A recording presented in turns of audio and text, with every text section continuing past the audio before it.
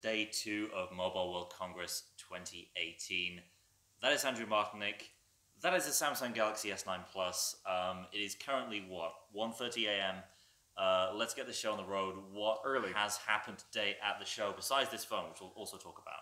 Oh my goodness. So you got to see something which could very well be the future of phones from Vivo. Another crazy prototype sort of Concept device. phone. Concept phone, yeah, better term. Yeah. So tell me about that. I mean, everybody's Say your words. everybody's got their minds on the Galaxy S9 Plus, of course.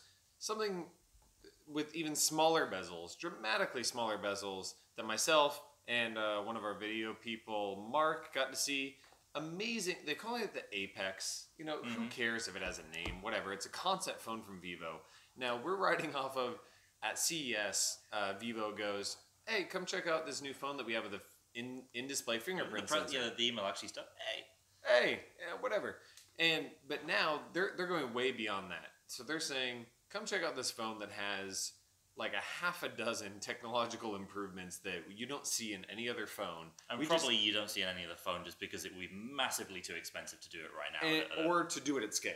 Sure. Either way, impossible. And so what they're going to do here is they have a 6-inch 18:9 display phone, standard looking phone kind of from the front. But then you look at it, the bezels on the sides are less than 2 millimeters all the way around. So from the edge of the display to the edge of the phone is less than 2 millimeters, and the bottom one is just over 4 millimeters. And by the way, they're saying, oh, we can actually get that even thinner to sort of like a 2 millimeter sort of area before. They think they can go 1.8 millimeters around all four sides. So right now it's at like an over 90% screen to body ratio. All the nerds like to geek out about screen to body ratio. This is over 90%.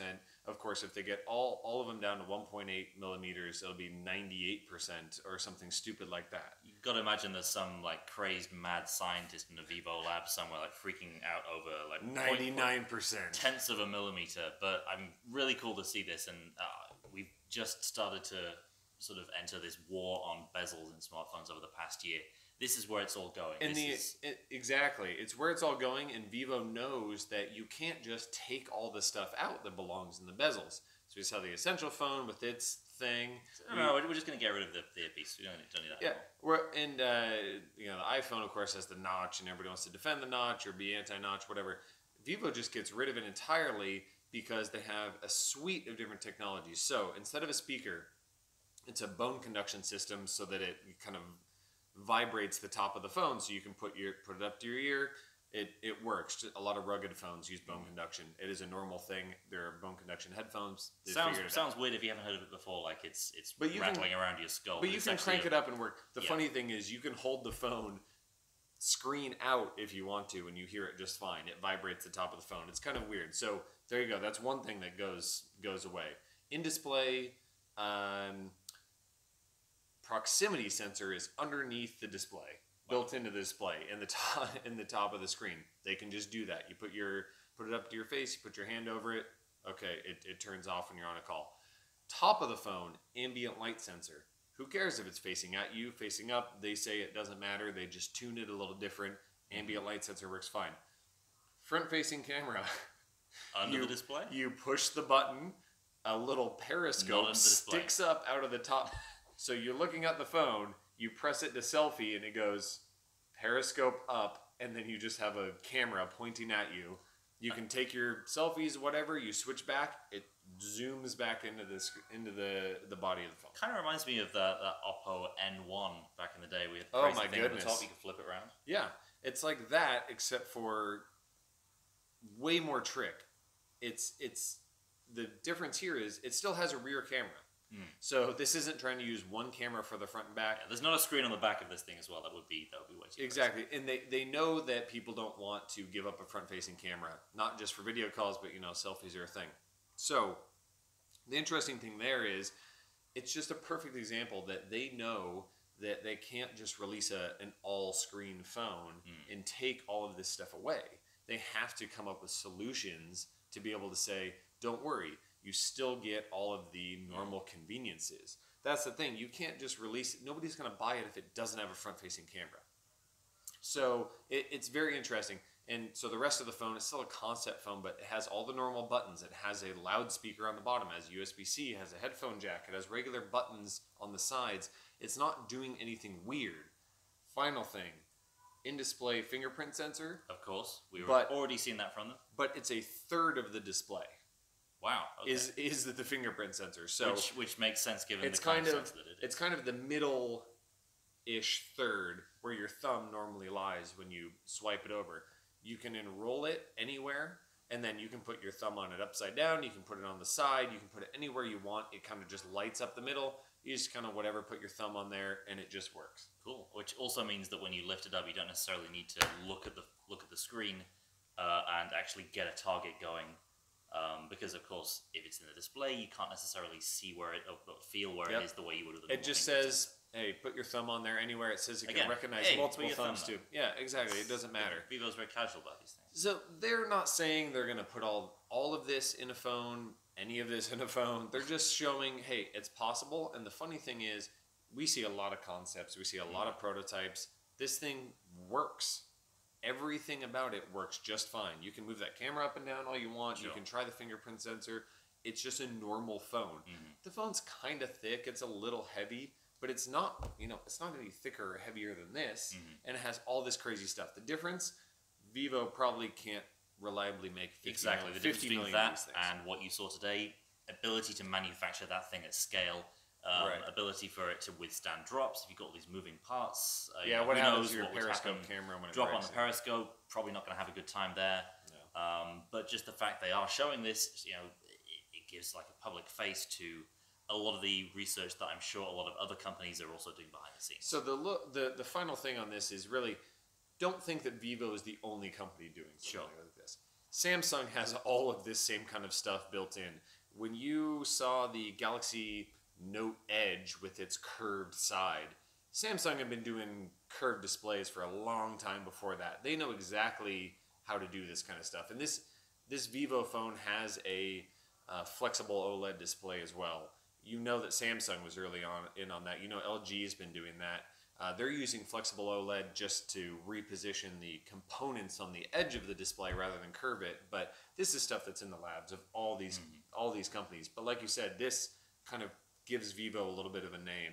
We talk about it because it's really cool. It's the same strategy from them that we saw at MWC. Vivo is not a big name in the West. It's not a big name anywhere outside of China, pretty much. Yeah. This gives them a big platform to say, actually, we're not just this other Chinese brand that you haven't heard of that's doing the same thing, but for a different market. We actually do have all this crazy technology that we can at least bring to bear in a prototype that we can show you that is pretty cool. So Cool.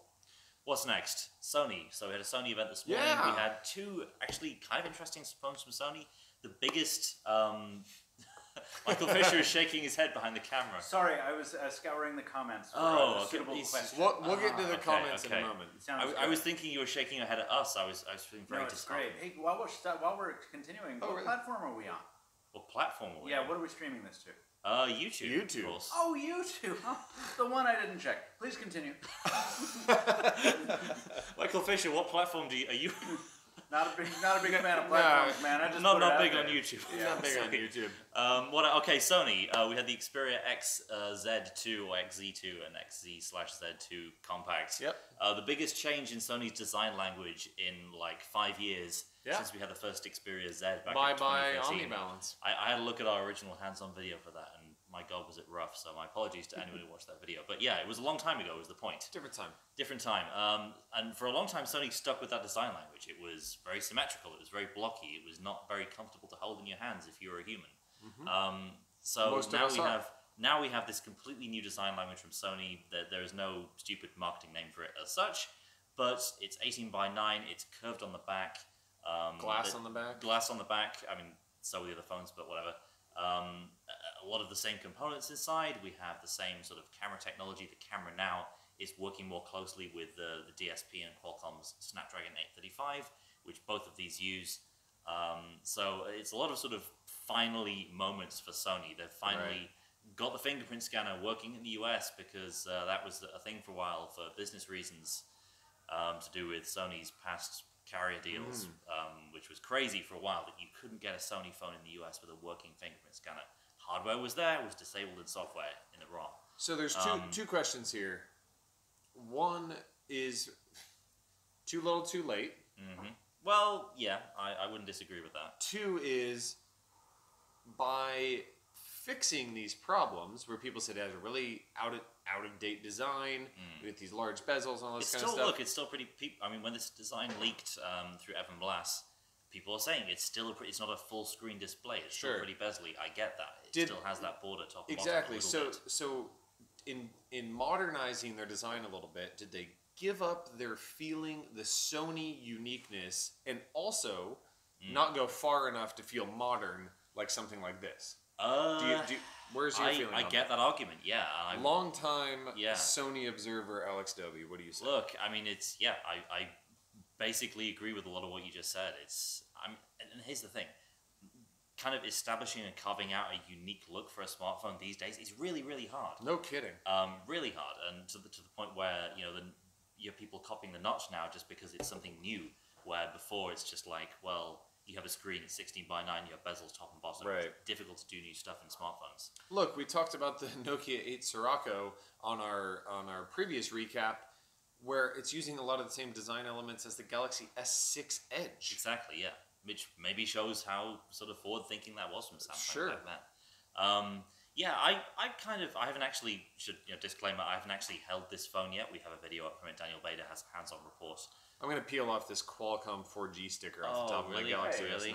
Just live on camera. That's the chipset manufacturer. You can't take that up. That's a federal offense. 4G stops working if you do that. Yeah, it's going to make my Snapdragon 845 stop working. You'll take that off and you'll be on HSPA. Oof. Continue. Yeah, I mean, look, it's a lot of the same sort of internal software decisions and design decisions apply that were in older Sony phones. It's still basically stock Android. You still have the somewhat peculiar... Good. It's good. Yep. It's the somewhat peculiar design decisions that you had in the camera where there's no OIS. It's still like very small pixels on the sensor. Yeah. Although we do have slow-mo now. And they changed... improved slow-mo. Improved slow-mo. They've changed ISPs. They are working with Qualcomm's Spectra. Actually working with Qualcomm. Yeah, rather working than with Qualcomm's. Well, rather than doing their own thing, so they're working very closely with Qualcomm's Spectra technology, which you would hope would improve post-processing in photos. Right. Yeah. So they have that. They have the slow motion, which was big in the previous generation of Sony phones, and this. From the face of it, looks like a more modern take on a lot of the design elements. Yeah. You could say it looks generic. You could say they're still trying to find their way. It still has a little bit of that. A little bit of that. I appreciate that it's a bit more ergonomic now. Holding just a cuboid in your hand isn't always ideal. There's a reason why phones like this are popular that are rounded. There's a reason the iPhone's rounded, just about everything else is as well. Mm-hmm. I'm interested to get some more FaceTime with this, or to get any FaceTime indeed with this phone. Yeah. And they don't have any US carrier deals, so it's going to be starting from basically step one, but we'll see how it goes for them. I mean, I think my final thing with Sony is that we've talked to Sony so many times, especially at things like MWC, where it's a very usually show. we set on it, right? Why doesn't it have a fingerprint sensor this year? Right. Why doesn't it X? Yeah. We've talked to them so many times, especially in light of the fingerprint sensor hullabaloo, was why are you still sticking with this? Like, where you're sticking with this design, why are you sticking with the US market with all of these issues? And they say, we believe that we're confident enough that we're actually going to be able to be on the uptick a little bit. Yeah. This at least shows that they're trying. Yeah, I mean, look, they were trying before, but they were sort of constrained by what they had going on with the carrier arrangements and everything else. Yeah. This, it seems like they're sort of finally free. They've not only broken free from whatever things stopped them having a working fingerprint scanner, but they're also free to, do different things into the design, and it will be interesting to see what happens there. So that was Sony. Moving on, one thing we didn't sort of touch on yesterday is Huawei, and we had new Android tablets from them, and also a very nice looking Windows laptop. Hit it. So Huawei MateBook X. X? Is it X or 10? It's X, I think. X Pro. MateBook X Pro. Thank you, Derek. 10 Pro. Crazy slim new laptop, very small bezels, camera located in a key between F6 and F7. Absolute madness. I mean, look, if you're gonna have to make a design compromise to have slim bezels around a screen, you're going to have to put the camera somewhere ridiculous It's anyway. another pop-up It's camera. good. You're going to get a lot of sort of chin action when you're taking a call on that thing. It isn't necessarily any worse going from bottom bezel to inner keyboard, and they've just said, basically, screw it. Right. You don't need to look that good anyway when you're on a Skype call. So there you go. And here's Michael Fisher. I think it's dope as hell.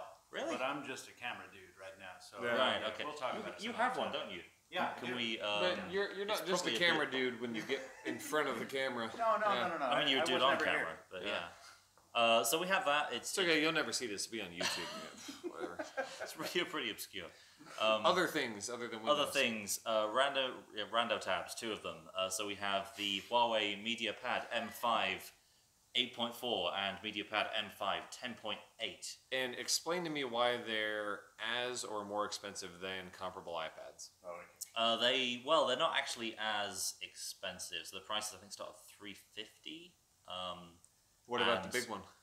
Big one, I believe, is in the 400s somewhere. Difficult to say. There are lots of different SKUs. There's like a massive spreadsheet of course. prices depending on whether you have 64, 128, whatever, I plus see. LTE. I see. I mean, they're trying. They're still trying with Android tablets. Bless them. I mean, it's not an easy market to be in. They are number It's 3. not. they've It's said barely now. a market at all. It's the old adage that it's not a tablet market. It's an iPad market. Still applies. Yeah. But nevertheless, they're number 3 behind Apple and Samsung. They're still at it. EMUI, as far as I can tell, still behaves pretty much like a phone UI ported onto a tablet, which is less than ideal, I guess. Yeah. We do have new sort of productivity features built in now. So the desktop mode from the Mate 10, where you plug it in over HDMI, Which is that cool. now works just on the tablet display when you connect it to any keyboard. So not just Huawei's keyboard, but any keyboard over USB or Bluetooth. Nice. So nice to see that. So the 8.4 very much behaves as you would expect, like a giant phone. Like a giant phone. Well, yeah, it's EMUI, so it has a very sort of phone-centric appearance to it. Major disappointment, I think, if you're looking at a flagship tablet, it has last year's chip and it has a Kirin 960, which is not the most recent one that's in the Mate 10. 64 gigs of storage, or I think there's also 32 and 128. That's fine. Fair enough. I mean, they're not going all out with the hardware here, which you would expect. The Android tablet market is a weird and not very profitable place to be in. I mean, they're still at it. Huawei, one of the few companies that can afford to throw some millions of dollars. Not massively exciting products, but I mean, interesting kind of that Huawei is just still keeping at it, and Somebody's got to do it. somebody's got to do it. So what do we got? Not technically, but What do we got coming up tomorrow? We have events from Asus and rumors around new Zen phones. I think we're looking at, there's one model that leaked, the Zenfone 5 Lite, through Evan Blass a few weeks back. as you do. And what else do we have? We have possibly some new stuff from Huawei around drivable cars, driverless cars. Here's a Galaxy S9. So, Well, I think, not to cut you off, but I'm going to cut you off. Any good questions? Only the good ones. Can SN better than Pixel? yes, Great. in certain situations. Dang. No, actually, we have a couple things. Questions, and then we'll talk about the S9 to wrap it up. let's do mainly that. observations. A lot of support for Huawei in the comments. Okay. A lot of S9 interest and discussion, and a question of whether we had covered Nokia yet. Ah, yes. Yes. Well, we had. We talked about the But- 8 Sirocco a little bit at the last We did, and actually, we had one to show on the last broadcast. But actually, really surprising to see the interest in Nokia at this show from a brand that was basically dead a couple of years ago. Now having a massive resurgence, not just in the number of phones shipped, but also the interest at shows like this. Right. Watch our full hands-on video with the 8 Sirocco. I wrote like 1,000 words on it as well. I think even after we finished doing our live video, we were spent even more time with it, and we're like, this is pretty sweet. And actually, what's surprisingly of similar quality given the price difference. For about half the price, you can get a Nokia 7 Plus. Yeah, which is a very, very nice phone. Yeah, which I think I mentioned the last time, but I spent more time with it, wrote everything down. We have a video up now. It You'll very watch. much is a Pixel 2 XL for half the price, but not half the quality. Is it just me thinking that the 7 Plus was better than the Sirocco in terms of value? Yes. Yes. Well, Faizan, it wasn't just you in that we agree with you. Yeah. Yes. Commenter, not me. Great little phone. Not little. It's big. Here's the crazy thing. It's almost the exact same size as the Pixel 2 XL. Same size screen, same looking software, half the price. Although you miss out on pixel. You miss things. out on lots You miss out on a whole bunch of stuff, stuff. 'cause Pixel it's half camera, the for price, instance, waterproofing, bunch of stuff. But it's like it was designed to be a €400 version of the Pixel 2 XL. Cool. Other questions? Not at this time. Please Dang. continue. Okay. What are your Galaxy first S9. impressions? I could be holding a Galaxy S8 Plus for all I can tell. I think the big thing with this obviously is going to be the camera. Is going to be just ease of use around this. Fingerprint sensor. Finally, Andrew was saying he was actually reaching up here when he first started using this phone. Muscle memory kicks Felt in like from an idiot. the S8 Plus. Yeah. It's all about the camera for me. If the camera does the business, then it's awesome. If it fails, If it fails, it fails. No, if it fails to be dramatically better than the S8, then you've got real questions. Using Bixby Vision on Michael Official. Don't use that. That's not useful. I got to sign in to use. No, Bixby. you got to go through a setup process. That's not good. Jeez. The camera can either be a big hit, and then the S9 will be remembered fondly, or if it just does a lot of different things rather than better things, then we're looking at this as a real kind of letdown. Yeah. Well, actually, almost like looking beyond that, the more interesting thing is what does that mean for the Note? Okay, the Note's got to do something. The Note's got to do something. Yeah, I mean, Shoot. it needs to be something drastically different because this is already sort of usurped the dual camera thing. Yeah. Is it just going to be this with an S Pen, slightly bigger screen? Can they do that again? Can they get away with it? It's going to be very interesting to find out in the next few months. Right, and what's it mean for do we see the Galaxy X by the end of the year? At least teased, shown, something like that? Like, we'll see. Yeah, I'm excited. So you're going to see a whole lot about this. We're going to talk about the camera a lot. Yeah. All kinds of stuff like that. Connected to that, how do the cameras compare with these being mounted vertically, the Notes being mounted horizontally? Your commenter wants to know. Yeah, it doesn't make a difference considering that you could use it in landscape or portrait. The big thing to know is the top sensor is the main sensor with the adjustable aperture. The bottom one is just like the secondary one of the Note 8 in terms of regular sensor, telephoto lens. Doesn't make a difference. It can still get all that. It literally is that same module from the Note 8. As far as I can tell, it's got the same focal distance, same type of sensor. It's not a new camera. Just the top one is. Cool. All right, I think we're gonna have to wrap up here. It is. Oh, I don't know. It's only 2 a.m. No big deal. Almost 2 a.m. So, yeah, we're gonna have another day in Barcelona. We have a bunch more articles heading tomorrow, a bunch more video heading tomorrow that we can't talk about just yet, but stay tuned here on YouTube and on AndroidCentral.com. A lot of talk about this guy. Very sleepy in Barcelona. We'll see you next time. Bye. You guys got to learn to hold that position for a hot sec, because I don't know how to end a broadcast. Uh-oh. Yeah. Well, you hit the X? Probably. Maybe. That sounds like a possibility. That sounds like a good way to close it I'm without just going to sit saving here and anything. drink a beer while you do that. Stay mobile, my friends.